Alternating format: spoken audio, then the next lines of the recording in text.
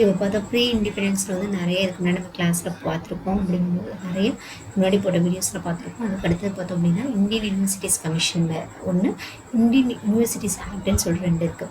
1902 பார்த்தோம்னா இன்ட்ரடக்ஷனில் இனிஷியேட்டர் யார் இதை இனிஷியேட் பண்ணுறாங்க அப்படின்னா லார்ட் ஹசன். அவர் வந்து வைஸ்ராய் தொடங்குறாரு. இயர் வந்து கான்ஃபரன்ஸ், எந்த கான்ஃபரன்ஸில் 1901 வந்து சிம்லாவில் நடக்குது. இது கான்ஃபரன்ஸு. கமிஷன் வந்து 1902 நடக்குது. பர்பஸ் எதுக்காகனா problems in Indian education system எல்லாமே கவர் பண்ணுறதுக்கு வந்து ரொம்ப கஷ்டமாக இருக்குது. Primary education, secondary education, university எஜுகேஷன்லாம்.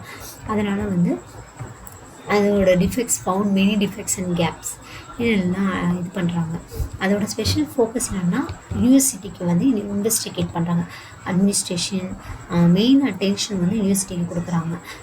Administration எப்படி இருக்குது, டீச்சிங் என்ன மாதிரி டீச்சிங் வே ஆஃப் டீச்சிங் நடத்துகிறாங்க, என்ன மாதிரி எக்ஸாம் பேட்டர்ன்லாம் ஃபாலோ பண்ணுறாங்க அப்படின்ட்டு. அதுக்காக என்ன பண்ணுறாங்க அப்படின்னா அதுக்கு ஒரு ஹெட்டு அவங்க அப்பாயிண்ட் பண்ணுறாங்க. அவங்களோட டாஸ்க் என்னென்னா யூனிவர்சிட்டிஸ் இன்வெஸ்டிகேட் பண்ணுறாங்க.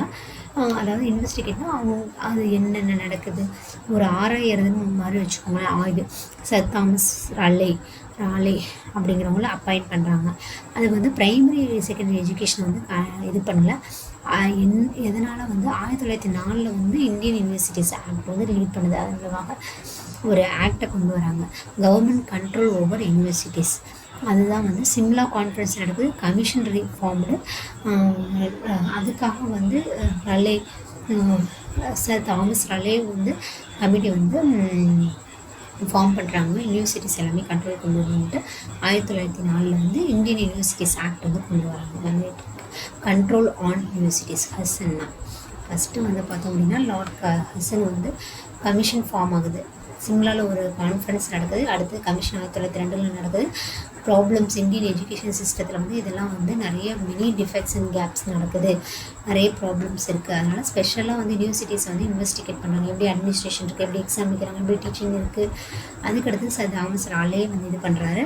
ப்ரைமரி அண்ட் செகண்டரி எஜுகேஷன் வந்து டீல் பண்ணல. அவங்க வந்து யூனிவர்சிட்டிஸ் மட்டும். அதனோட ரிசல்ட் வந்து பார்த்தோம் அப்படின்னா 1904 வந்து இந்தியன் யூனிவர்சிட்டி ஆக்ட்ஸ் வந்து இதாகும். இப்போ வந்து இந்தியன் யூனிவர்சிட்டிஸ் ஆக்ட் வந்து பார்த்தோம் அப்படின்னா லார்ட் ஹசன்னா கண்ட்ரோல் ஆன யூனிவர்சிட்டிஸ் நம்ம ஏற்கனவே பார்த்தோம்.